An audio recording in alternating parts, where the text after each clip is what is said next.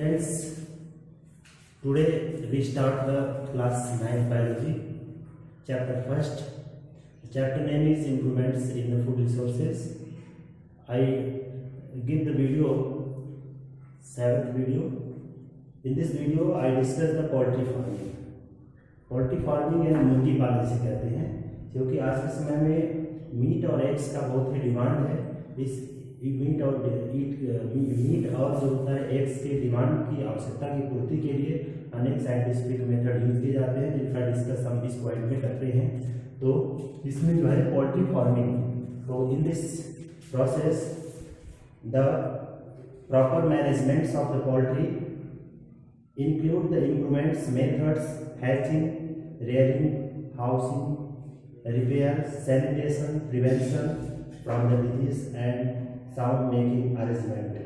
यानी क्या है कि इस मुर्गी पालन में हम लोग जैसे कि अंडों का सेना, उनको पालना या उनको रहने का उचित स्थान, सैनिटेशन स्वच्छता साफ सफाई का ध्यान रखना, प्रिवेंशन उनका बचाव करना, किसी भी प्रकार से डिजीज है रोग है उनका देख रेख करना, और जो उनके द्वारा साउंड क्रिएट किया जाता है उस साउंड क्रिएटिंग को कम करने के लिए उनका ध्यान करना, इन सब चीज़ों को मैनेजमेंट करना इसके अंतर्गत आता है। तो ये सब चीज़ें पोल्ट्री फार्मिंग है। अब सेकेंड पॉइंट पे आते हैं पोल्ट्री ब्रीड्स, यानी उनकी नस्लें क्या है। मुर्गी पालने की विभिन्न नस्लें, उनकी कौन कौन सी नस्लें, कौन कौन सी वेराइटीज़ हैं। तो in this points poultry breeds, there are 3 types of the breeds in the poultry farming. तो इसमें 3 प्रकार की ब्रीड्स बताई गई। तो first of all I discuss the desi breeds. देसी का मतलब होता है जो हम लोगों के यहाँ अपने प्रदेश का, अपने स्थान के लोकल स्थान पे जो पाई जाने वाली जो मुर्गियाँ होती हैं उनको इस कैटेगरी में रखा गया है। तो देसी are different types of the varieties present in the देसी fowls, देसी poultry कह लीजिए, ब्रीड्स कह लीजिए। They are Aseel, Chittagong, Ghagus and Busra. तो यहाँ पे देखिए कुछ नेम दिए हुए हैं, जैसे एसील ये प्रजातियों का नाम है। दूसरा जो है चिटैंग्स एंड घैंगस, बरसा। तो ये सब वेराइटीज हैं। There are 4 desi variety in the presence of local places. इनमें से जो होता है Aseel are high yield meat and eggs. जो एसील होती है वो हाई यील्ड मीट को क्रिएट करती है, क्योंकि इसका मीट और एग्स जो होता है अट्रैक्टिव होते हैं, बड़े होते हैं और अच्छे होते हैं। तो इस तरीके से ये कैटेगरी होती है ग्रो कराने का। एंड जो कॉक होता है इनका, उसका जो एवरेज दिया है, जो वजन होता है वो 2.7 kg और एंड जो हैन होती है 3 to 5। यानी इसमें जो कॉक का वजन होता है एसील में वो 4 to 5 kg का होता है, और जो हैन होती है उनका वजन 3 to 4 kg का। यानी ये बड़ी होती है उनकी जो साइज है एवरेज के हिसाब से।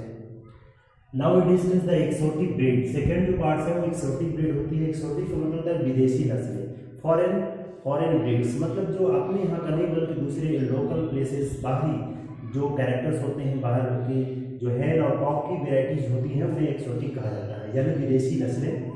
तो variety of this country, the other countries they are numerous exotic breeds of the poultry. मतलब जो अदर दूसरे स्थान की पाई जाने वाली जो वेराइटीज होती हैं, जो मुर्गियाँ होती हैं, उन्हें एक्सोटिक ब्रीड्स कहा जाता है। तो they are found, there are 2 types, white leghorn and Rhode Island red. तो white leghorn they produce long white eggs. यानी क्या होता है, इनके जो एग्स होते हैं लंबे होते हैं, सफ़ेद होते हैं।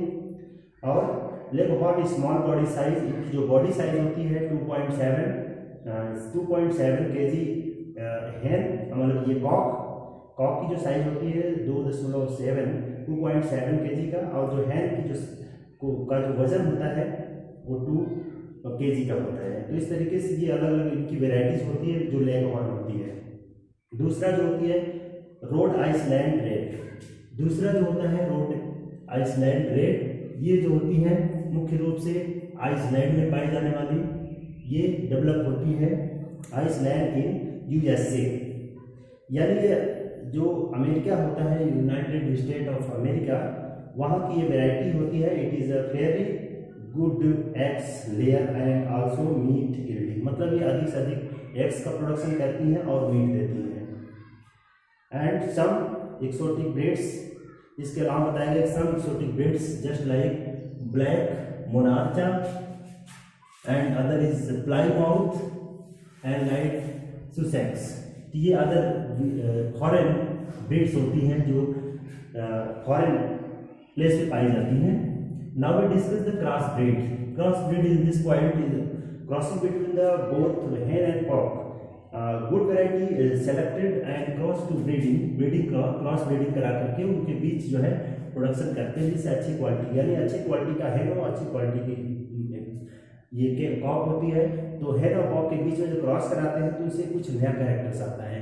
तो इस टाइप के क्रॉसिंग को मतलब ये क्रॉस ब्रीडिंग कहा जाता है। तो in this points the high yielding product है eggs and meat are crossed breed, यानी क्रॉस करा करके अच्छी क्वालिटी का एग्स और मीट प्राप्त करने के लिए ये क्रॉसिंग ब्रीड कराते हैं। तो ये दैट इज यानी एग्जाम्पल के तौर पे IBL 60, B77, ILS 82, ये वेराइटीज के नेम है। उसकी जो स्पीसीज है जो कि ये हाइब्रिड होती है। हाइब्रिड का मतलब होता है दो मिले हुए कैरेक्टर्स हो, इनमें जो होती है ये क्रॉस ब्रीड। तो in this point we complete the desi breeds, exotic breeds and cross breed. Now discuss variety improvements. अब इसके बाद हम डिस्कस करते हैं थोड़ा कि इनकी वैरायटी में क्या ये परिवर्तन होता है इनकी अच्छी वैरायटी प्राप्त करने के लिए। So there are following points in this categories. First is the quantity and quality of chicks. मतलब जब हम इम्प्रूवमेंट में मतलब बदलाव करते हैं इनकी वैरायटी में, तो अच्छी क्वालिटी और अच्छी क्वांटिटी की, अच्छी मात्रा की यह चिक्स हमें प्राप्त हो। दूसरा है dwarf broiler present in commercial chicks production of summer adaptation capacity and tolerate, यानी कहने मतलब जो भी टेम्परेचर है उनके लिए अवेलेबल होना चाहिए, उनके उतना अवेलेबल होने पर ही वो अपना प्रोडक्शन कर सकती हैं, डेवलप कर सकती हैं। लो मेंटेनेंस और रिक्वायरमेंट्स, यानी उनकी जो आवश्यकताएं हैं, जो आवश्यकता की पूर्ति है, वो सभी को मेंटेनेंस किया जाए, कहीं किसी प्रकार की कमी ना हो। And fourth point improvements the hen house for eggs production and reduction of size of layer with ability, यानी जब उनकी एग्स का लेयरिंग किया जाता है तो उनमें प्रोडक्शन अच्छा हो, उसके लिए हमें इसका ध्यान रखना है कि उनकी साइज और उनके बीच में जो गैपिंग है वो अवेलेबल हो सके। तो now understand of this point clear, okay. We discuss eggs and broiler production. In this points the two basic targets obtain the more and more eggs and getting the eggs. It means ज़्यादा से ज़्यादा eggs का production हो और वो अच्छे quality का हो। तो इसके लिए डिफरेंट पॉइंट्स हैं। First is the production of eggs. तो in this points production of the eggs का प्रोडक्शन कैसे किया जाता है, किस प्रकार से एग्स को बनाया जाता है, तो ये उत्पादन कह सकते हैं कि एग्स का उत्पादन किस प्रकार से किया जाता है। Eggs production is the most important trades, यह एक अच्छा कैरेक्टर्स होता है। Layers is the stars layering eggs at the age of up to 20 weeks. The eggs production periods in the commercial layer is 500 days.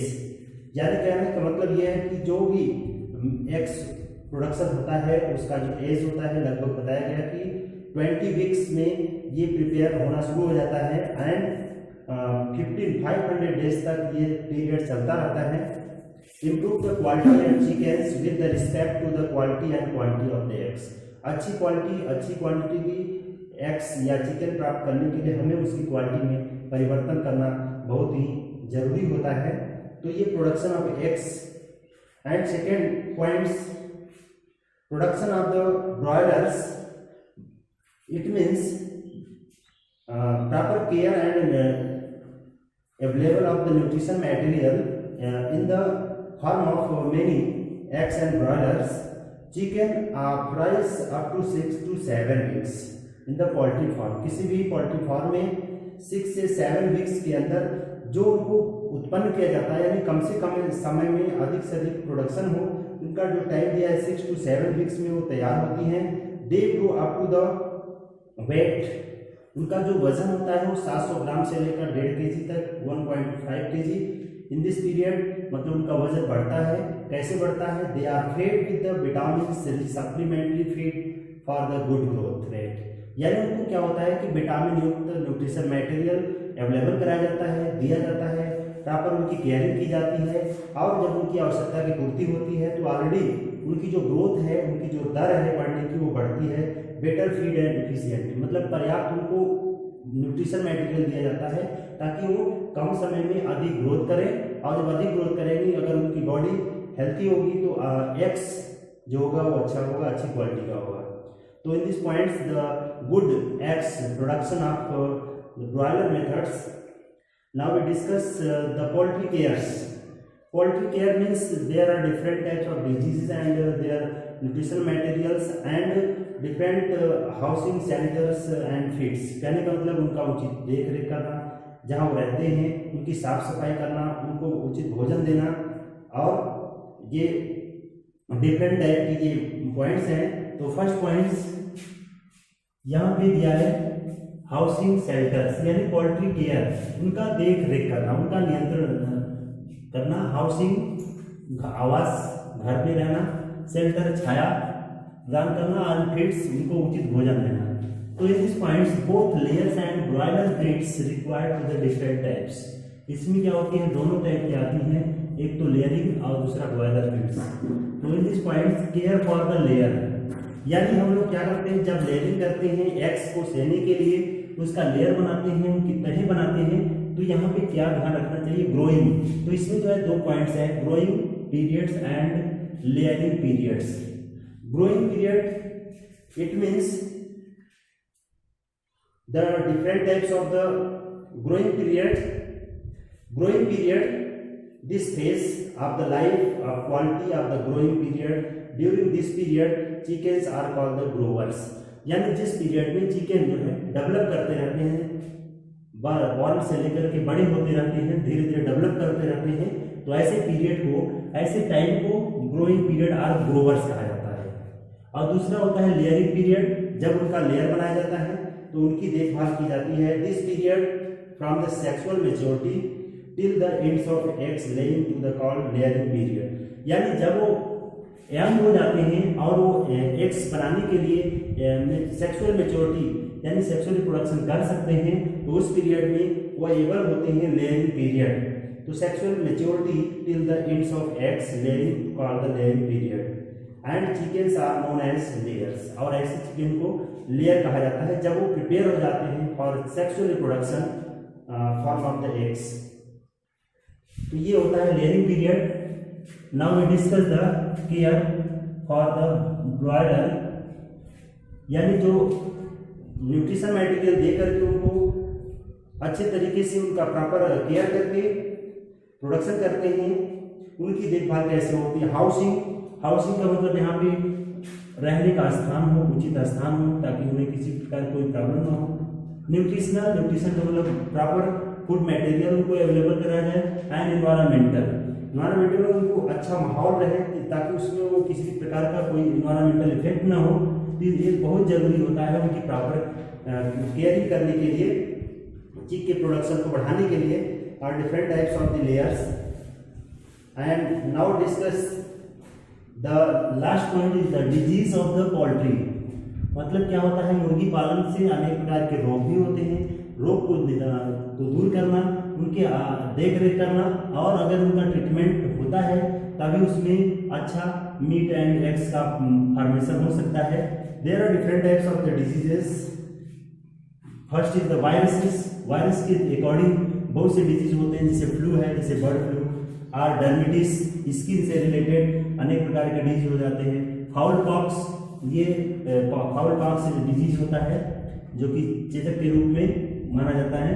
तो ये viruses है, virus जनित रोग है, वायरस के अकॉर्डिंग होने वाले डिजीज होते हैं जो वायरस के अकॉर्डिंग होते हैं। दूसरा bacteria, bacteria there are different types of the bacterial disease just like tuberculosis, यहाँ पे टीबी, कोलेरा, डायरिया, ये जो होते हैं बैक्टीरियल डिजीज होते हैं। थर्ड फंगस, फंजाई, एस्परजिलस, यानी फंगस के थ्रू भी इनमें डिजीज होते हैं जिसे एस्परजिलस कहा जाता है।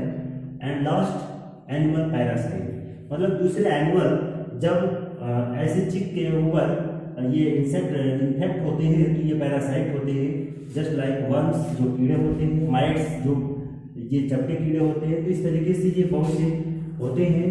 इस डिजीज में डिफरेंट टाइप के डिजीज होते हैं, उनका प्रॉपर केयरिंग, प्रॉपर देख रेख करना ये सबसे कंपल्सरी होता है। तो अंडरस्टैंड दिस पॉइंट्स, ओके।